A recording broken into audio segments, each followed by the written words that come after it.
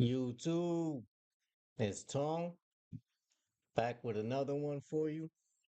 Now, this one I think everybody's gonna like. I know a lot of people have been asking me about this particular process. I haven't done it personally, so that's the reason why I couldn't really, really give you any advice on how to get this done properly. I found this book online and I ran through it. I went and checked out the woman's Facebook page. She got a Facebook page and all that shit. So I'll leave the link here if it's not in the book for you guys. And yeah, so you can go over there and check that out because I know you're gonna have a lot of questions. Just keep in mind I haven't done this shit personally, so don't be blowing up my box asking me questions about how to do this because you can get in contact with the woman on your own. So, but let's get into this right here. So this is called the FDIC Claim Masterclass. Copyright, and I'm gonna run through the copyright real quick.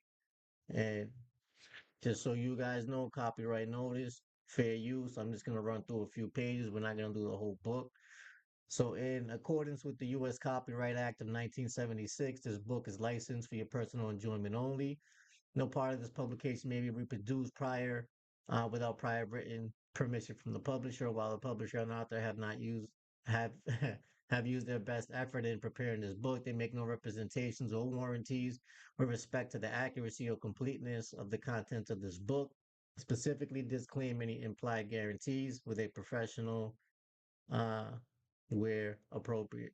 Neither the publisher nor the author will be liable for any profit or any other commercial damages, including but not limited to special, incidental, consequential, and other damages. Trademark, service marks, product names featured in those publications are assumed property. Uh, the publisher and author do not give medical or legal advice. And that's something to keep in mind too. Because you can't just go running through doing a couple processes, and then if something happens and you get a letter, you're gonna turn around and start pointing the finger at people because ultimately it's you that's gonna be liable. It doesn't matter where the fuck you saw this from. So always do your own research on everything that you hear till you get to a position where you feel like you understand it thoroughly enough to be able to verbally articulate who it is and where you stand. Because you may end up having to. So right here you got a link to hang on, let me write this down. Right here, you got a link to the masterclass video. It's telling you to watch the video first before you read this book and all that, because it'll probably help you understand really what it is that we're talking about. So y'all can go check out that video too. The link's right in the book. So right here, introduction. All bank accounts are insured up to 250,000. Instead of going through an insurance claim, this letter is an attempt to entice the CEO to access your credit in a mutually beneficial contract for all parties involved. Banks are actually lending you your own credit through tax credits known as money of account. The CFO has been issuing your own credit using your signature on any bank forms, opening a new account, credit card applications, etc., without your knowledge. Every time you sign any bank form, it is turned into a request to access your treasury account. Next, the CFO holds the credits or funds in a trust account for 3 years. After 3 years, the CFO submits a 1099-A. After 3 years, the CFO submits a 1099-A or 2 million or whatever the amount is, and the Treasury sends the CFO the $2 million. The CFO will continue to collect the FDIC backed account for the entire 250K every 3 months for a total of $1 million annually. The money of account or tax credits should be returned to the Treasury for you, but since you never claimed it on your 1099-A, it is deemed as abandoned property by default, and the CFO claims it on his or her 1099-A. In this way, corporate is actually profiting from abandoned property through your failure to file a 1099-A, not from their operations. But now that you will be sending this bill of credit to the CFO, it displays your knowledge of the true nature regarding your money of account, and the CFO is now informed that you are ready to claim it and use it for your own benefit. Your signature makes this bill of credit a negotiable instrument. Just like anything else that you put your social on and sign it, that should become an instrument just like that. Because we're the only ones that actually had the power to make money. There's no other form of government that was authorized the um the actual authority to be able to create currency. It has to come from us. That's why they're always trying to get you to sign things and throwing shit in your face and handing you a pen fast, right? So what's an estate? A trust is an estate. An estate is a state. A state is a kingdom. This is to say that when you create a private trust, you have established your own kingdom. Your estate is your own jurisdiction and puts you in the position of a king with the same powers and authority as a king, which also makes you a foreign international nation according to the UCC. You are a private, nonprofit bank, and as the president of your own corporation, you can authorize the bank CFO to access your credit. But this time you will benefit, not the CFO. The banking system is built on fraud. Why fight it? This letter allows you your rightful share of the money of accounts quickly with very little resistance. All right. So let me write this down.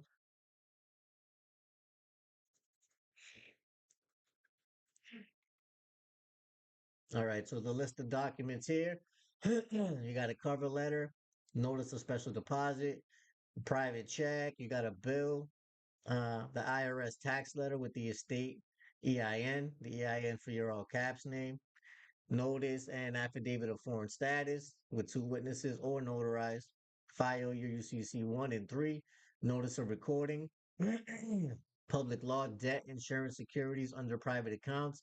Medallion stand preferred, but the notary will work too. Instructions here. It's got different ways for you to fill it out. Use a blue ink. Use blue ink pen to fill in the blanks. So here's something that you're going to be putting into the UCC 1, it appears. So it's just telling you here to register your private check instrument, your contract number on a UCC 1, assign it to the bank with a UCC 3. It would be the same thing, for everybody that already got theirs done with me. You can just go in now, log into your UCC 1 file, and then file a UCC 3 partial assignment of interest, and you can assign interest over to whoever you want like that. And that, I'm assuming, is what this would look like too as well. So you would have to assign the amount of the instrument that you're creating. You would have to assign that amount of interest over to your instrument that you're going to be offering. So that's how that would work there. Let me write this down. So here you got the optional gold seal. Print as is, or place a real gold leaf foil certificate seal over the gold image that you'll mail to the vendor. $12 seals. Well, you get 12 seals for $1 from Dollar Tree, and then $6.99 for $2.50 on Amazon. Optional red fox stamp. Add further assured value and consideration backed by gold with a red fox stamp and get it canceled by a postal clerk. However, this is a coupon and the U.S. obligation so citing 18 U.S.C. Clause 8 is enough. Here's the link. And that's for you to buy your stamps and all that stuff there. Then you got a special note here. File your 1099s for the 250 every quarter, every year with the 709 there. Administrative process. If your private check instrument is dishonored, start the administrative process. The notice and demand, opportunity to cure with certificate of non-response. Notice, and then third is the notice of default judgment with a certificate of default and dishonor. And then you send that to the Secretary of State for an apostille. And at that point, it is a summary judgment. And the bank is automatically placed on voluntary bankruptcy until they pay you. You send the bank a copy of the judgment. Now, this judgment has value, which you can take to the brokerage, Fidelity, Merrill Lynch, TD Ameritrade, for a special deposit, or you may sell the debt to a collection agency for pennies on the dollar. Everything is trial and error until it works for you. And there's also other things that you can do too with that, because you can also create your own instrument against that debt and then deposit that into your trust of the Treasury Department too. So there's something else that this book doesn't really talk about, but there's a thousand ways to skin a cat. So everything is trial and error until it works for you. Test this document with any bank. Will it work for you too? Many variables, so I cannot say for certain. However, nothing ventured is nothing gained. So basically, what she's saying there is that there is no guarantee that any of this shit's gonna work, because you know as well as I do that there is gatekeepers at every fucking angle of this whole game. And for the, and really you're dealing with people on the other end. So if for any reason they feel like you shouldn't get the money or whatever, then you probably fucking won't get it. You know what I mean? So that's just something else to keep in mind. A little bit sick here, that's why I keep coughing and shit, but I will live. So right here you got notice and affidavit of tax exempt foreign status. All caps, name, estate, and trust. For the purpose of this affidavit, the term United States and U.S. mean only the federal legislative democracy of the District of Columbia, Puerto Rico, U.S. Virgin Islands, Guam, American Samoa, and in any other territory within the United States, which entity has its origin and jurisdiction from Article 1, Section 8, Clause 17 and 18, and Article 4, Section 3, Clause 2 of the Constitution for the United States of America. The term United States and U.S. are not to be construed to mean or include the United 50 States of America. United States Code USC and Code of Federal Regulations for illustrative purposes only. So here we got number one. So neither born nor naturalized in the United States nor subject to its jurisdiction, I am not and have never been as described in 26 CFR 1.1-1C and the 14th Amendment of U.S. citizen. Therefore, I am an alien with respect to the United States, and I am not consenting to the United States or U.S. trust. Number two, I have not and never have been, as described in 26 USC, a resident of the U.S. I have never made with any knowing, uh, I have never made with any knowingly intelligent acts any voluntary election under 26 USC to be treated as a U.S. resident alien for any purpose further. I have utterly no intention of making such election in the future. Okay. So I'm not and never have been described in 26 USC, a US person, and you guys should check that out too. 26 USC person and check out what that shit says. So I have never been as described in 26 USC, a taxpayer. I have not and have never had been as described in 26 USC, tax home within the US. I am not a 26 USC 7203 quote unquote person required. I am a non-taxpayer outside both general and tangential venue and jurisdiction of the Title 26 United States Code, and am outside the general venue of the jurisdiction of the U.S. I am not and never have been, as described in 26 U.S.C. 3401, an officer and employee elected official of the United States or a state or any political subdivision thereof, nor of the District of Columbia, nor a domestic corporation earning wages from an employer. I am not and never have been described in 31 USC 3713 a fiduciary or described in 26 USC 6901 a transferee or a transferee of a transferee. So right here we're going down all of the different codes and statutes that explain the reason why you don't fall under the category of somebody who should not be allowed to get this money. So make sure you guys look up all them codes and statutes as you're running down them because you're going to need to know these. So, and then this is the bottom of that affidavit. Let's see what we got.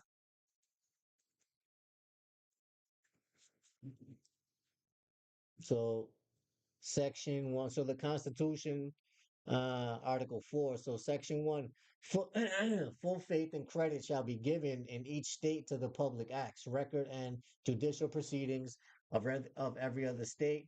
And the Congress may, by general laws, prescribe the manner in which such acts, records, and proceedings shall be proved, and the effect thereof. The proof is that an American public citizen is fully insured with constitutional right to access the public treasury and the U.S. Bankruptcy Court, Chapter 11, Public Debtor in Possession, private numbered accounts, which is based upon the following general statutory laws. So, Volume 1, Statutes at Large, 5th Congress, Session 2, Chapter 49 and 50, debt process of set off by petitioning the U.S. Treasury or Treasury for a Treasury public debt relief. And that's what I do largely with my nonprofit is that I petition them for people. right? And so I'm getting paid now. My goal is to get it to where, people don't have to pay and I can just do it like that for free. But the Treasury's gonna have to get on the fucking ball for that. So people don't gotta be waiting a goddamn year for that. So what else do we got? So the Securities Act of 1933 for governmental debt settlements as collateral trust certificates, securities issued by government departments, which are required to contain a collateral payment bond and a performance bond, held as U.S. Bankruptcy Court, Chapter 11, debtor in possession, private numbered accounts. Your birth certificate is collateral security as government private inheritance creditor transfer from the public treasury. Number two, special government private collateral security certificate of title, license certificates. Number three, Social Security certificate is a collateral security as a government Chapter 11 debtor in possession numbered account holding the following collateral private securities, certificate of naturalization, and all special governmental collateral securities as well. So, government public issued insurance securities, performance bonds, are required to be used for all the public debt settlements by the justice and court departments, or as it stands as a judicial concealment of these public government issued private securities, even though the judicial departments are using them for their own gains. Concealment of security, the offense punishable by up to 7 years of imprisonment of concealing, destroying, or defacing any valuable security, will, or any document issuing from a court or government department for the purpose of gain for oneself or causing loss to another, valuable securities, including any documents concerning rights over property, authorizing payment of money or the delivery of property, and evidencing such rights or the satisfying of any obligation. So the satisfying of any obligation. So after you send them in these money orders and they want to act like they don't know what they do or any of that shit, and they tell you that they fucking destroyed them, then that's gonna fall under these here. If they don't send you back the actual originals, then they're gonna be charged under here, concealment of securities, defacing, and all that. Yeah. Which you may end up running into. I'm not saying that you will run into those problems either, but I mean you never know. You never know. So then here we got public law debt, insurance securities under private accounts, and we got a little information there. We'll go to the next page.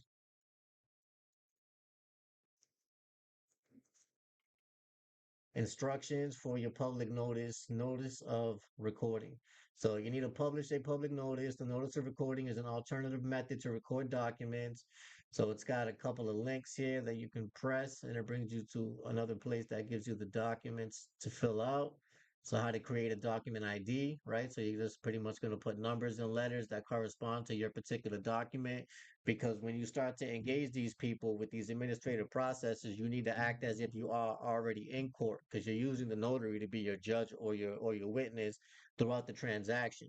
So you keep really good track of your records. You can even call them Exhibit A, Exhibit B, etc. Right? And do all that because more than likely whoever you're dealing with at the courts, they may try to fuck you over or whatever. But as long as you have all your proof that you did your processes correctly, then they're gonna get overruled at some point, and then you can sue them too. You know what I mean?